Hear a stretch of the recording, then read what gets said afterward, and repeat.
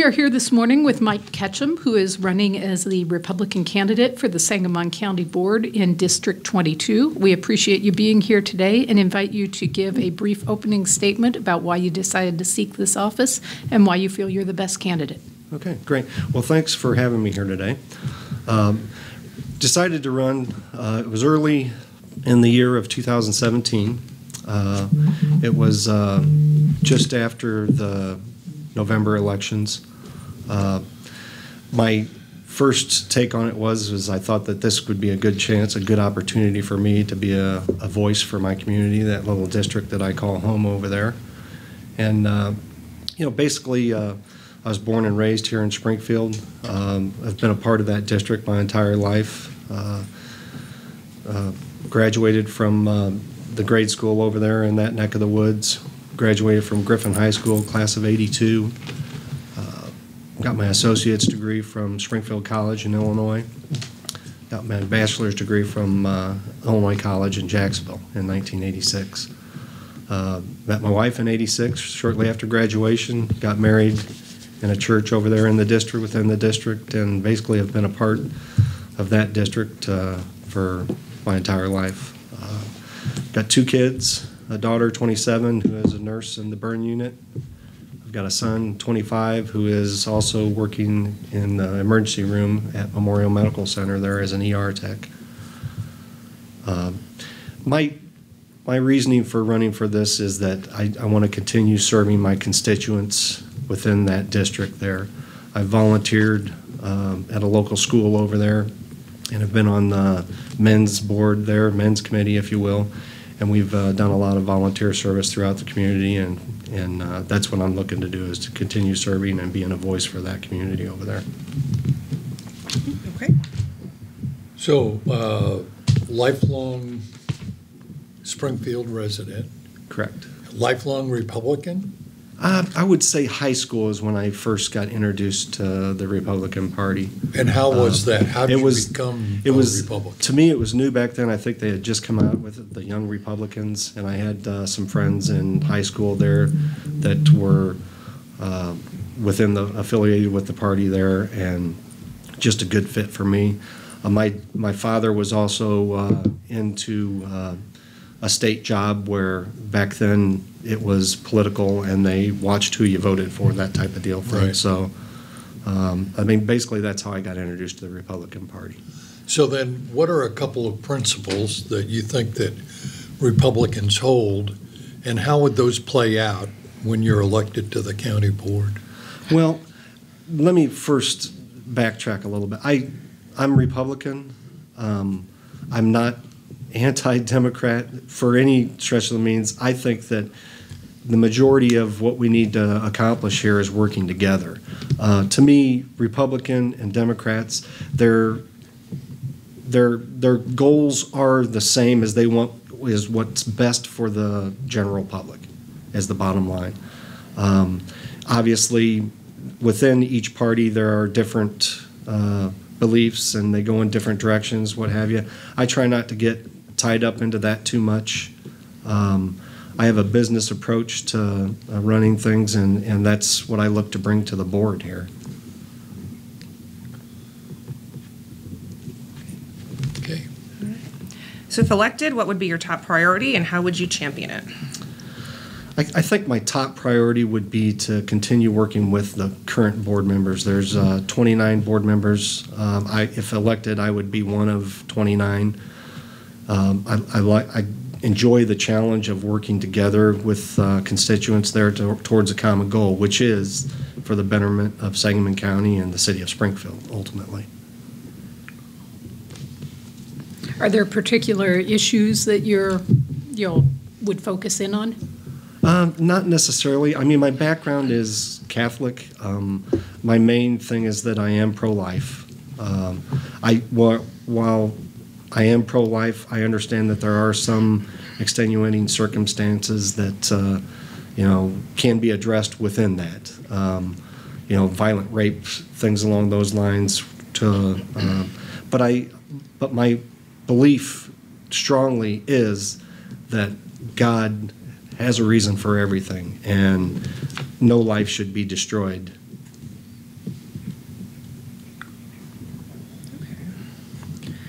The county recently led the charge to increasing economic development opportunities in the county by advocating for and financially supporting the creation of an economic development corporation that's going to tackle the issue from a regional approach. Did you support this effort?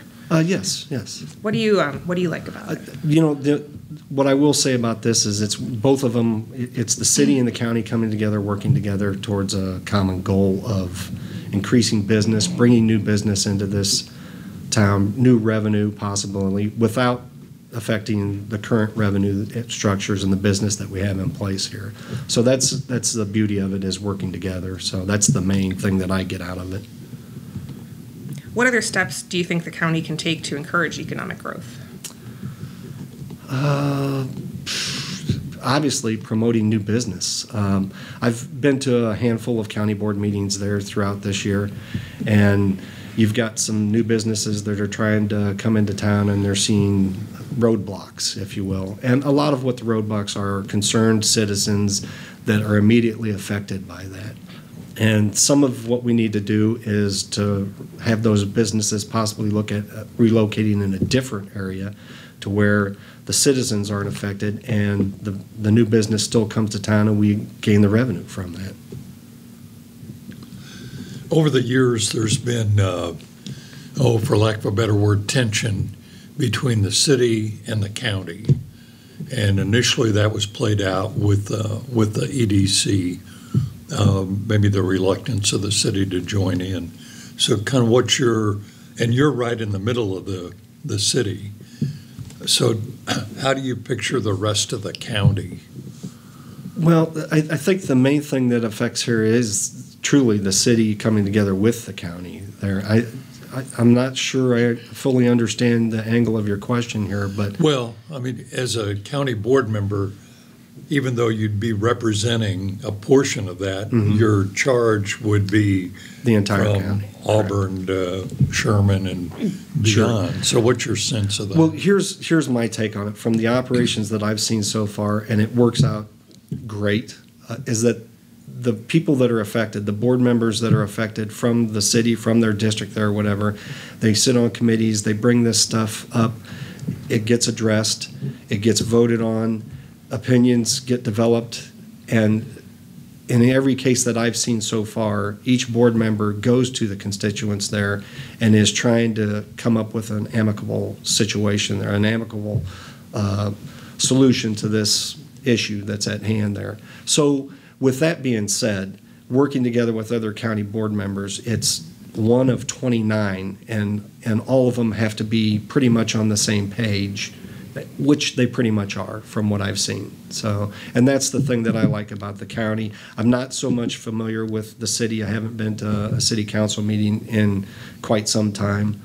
What I do like about the county government is they run a balanced budget year after year, and they have the business men and women and farmers on the board that take the approach of you can't spend what you don't have, while still trying to promote growth within the county.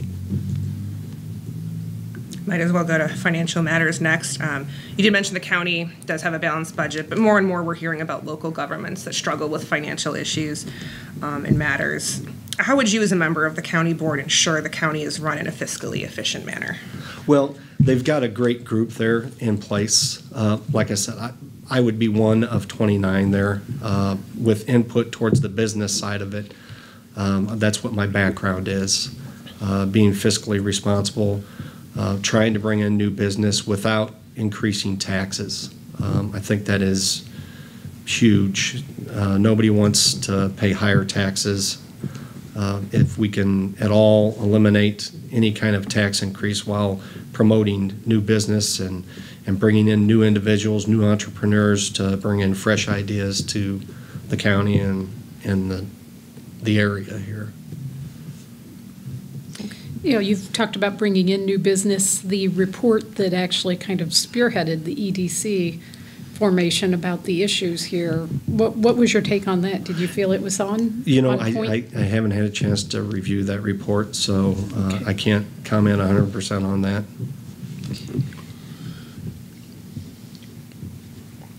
Are there any types of technological efficiencies you would like to see the county implement? Not necessarily. I think that would be on a case-by-case basis. If something gets brought up where it needs to be addressed, obviously things are in place there to set that in motion. So, what about what type of infrastructures do you see that need to be addressed in the county? All in all, it's a pretty well-oiled run machine there. The main things is just to continue with the building programs there, whether it be, I know they're talking about a new child advocacy center, infrastructure, maintaining buildings that we currently have so that things don't get dilapidated. And I know they've got certain measures in place where each year in their budget they set aside X amount of dollars for that. I know that the biggest expense for the county is the jail and the sheriff's office there. I think that pretty much is about 30% or better of their budget for the year. So, obviously there's issues there with, they're busting at the seams. They're not as bad as what they have been there at the jail in the past. I know in past their inmates have been up around the 400 range. I think their capacity is 310 to 312 in that range, and I think they're pretty close to the 350 mark now, last I checked. So with that being said, working together with prosecutors and judges to try and move cases through on a quicker basis will eliminate the overpopulation of the jail there as well. So there's just many combinations of working together with the other constituents on the board there to make sure that everything gets addressed. So recently the county in the last month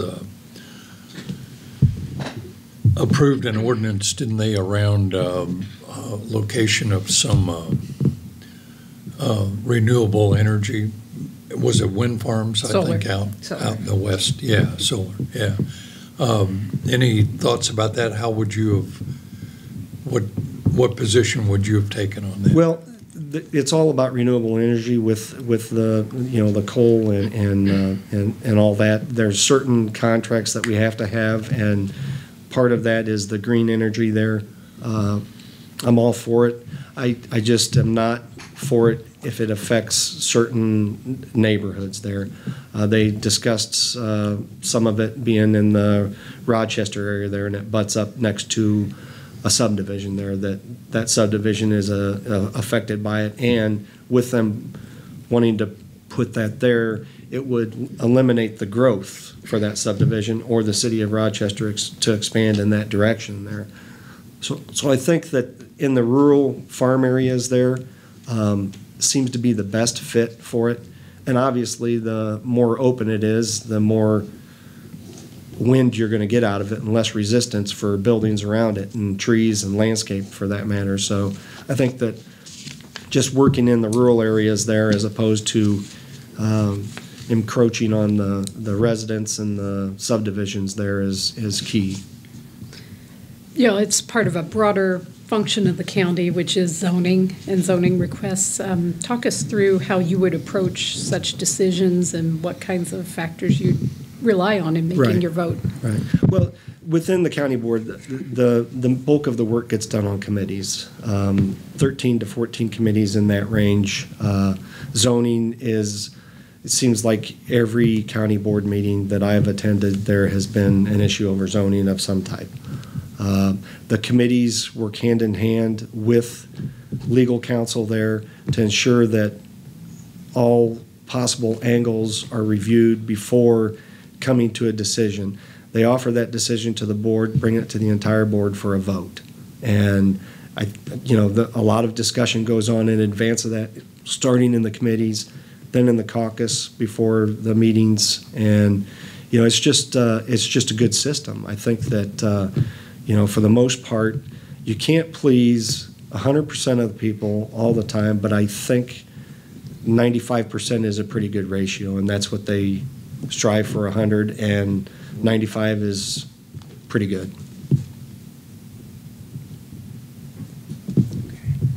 Also on this November's ballot is a non-binding referendum that will ask voters if they want the county to absorb Capital Township. There are plans by the city to put a similar measure on the spring ballot, but saying the city should absorb the township. So I guess talk with us a little bit about whether you support the consolidation efforts with Capital Township, and if so, with which entity? Sure.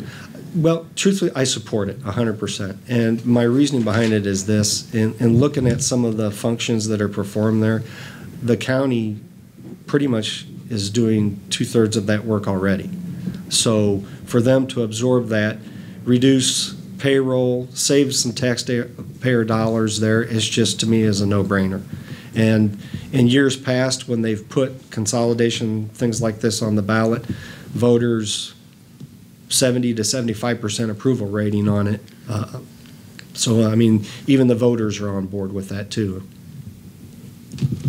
So there seems to have, I mean, just from my perspective, there seems to have been a pattern, though, with non-binding resolutions or referendums that the city or the county don't follow through, or the state legislature, with that 70 or 75% majority vote.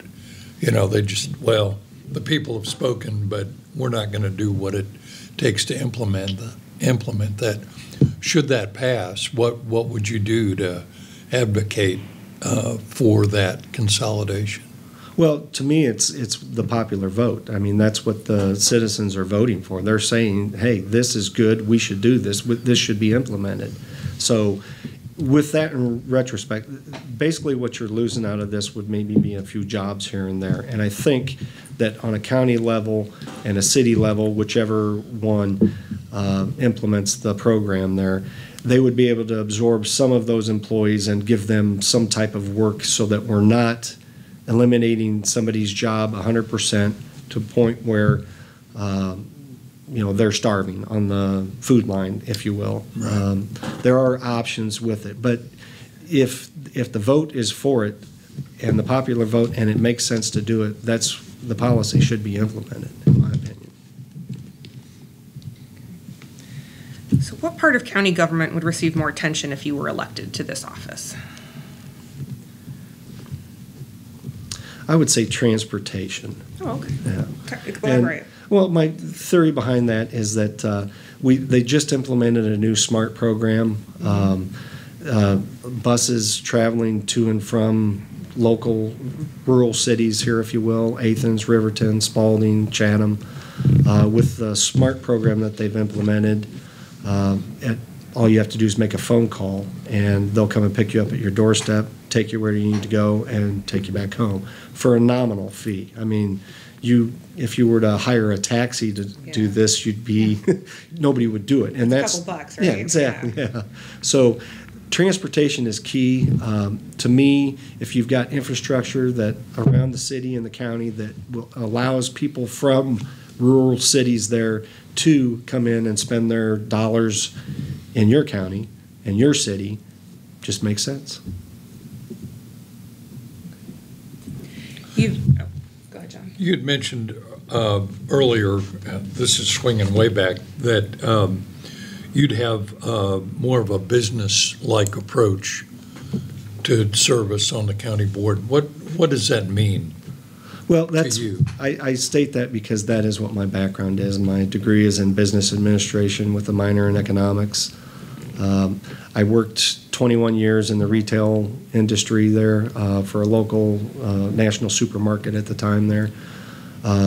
Business, the approach with that is obviously the customer's always right, and that's the approach that I would bring to the county board, is that we have to listen to the citizens. They're speaking what they think is best, and we need to hear them, and that should influence our decisions on the county board. Okay. Well, while we're on that topic, then I guess, how would you make yourself available to your constituents so you know what their concerns are? monthly meetings. Okay. I think that's the best way to do it. There are a few meetings that are in place over there. MacArthur has MacArthur Boulevard Association meetings. They've got neighborhood meetings, association meetings that are currently in place there. I would obviously tag along with those, attend those, and implement my own meeting.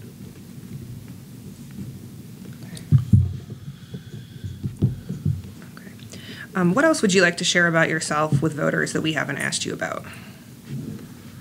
The main thing with me is that I enjoy working with others. I respect that everybody has an opinion and needs to be heard, and coming to a common goal that is good for the bulk of the county is what my main goal is. Anything else? Okay. Well, we thank you for meeting with us today and invite you to give a brief closing statement as to why voters in this district should elect you to the county board. Thank you very much. Mike Ketchum, County Board District number 22. Main thing is we need everybody to get out and vote on November 6th, the general election. The main goal that I see for myself is to listen to the people, be a voice for the people of that district, and to continue serving Sangamon County and the citizens of District 22 and all of the county.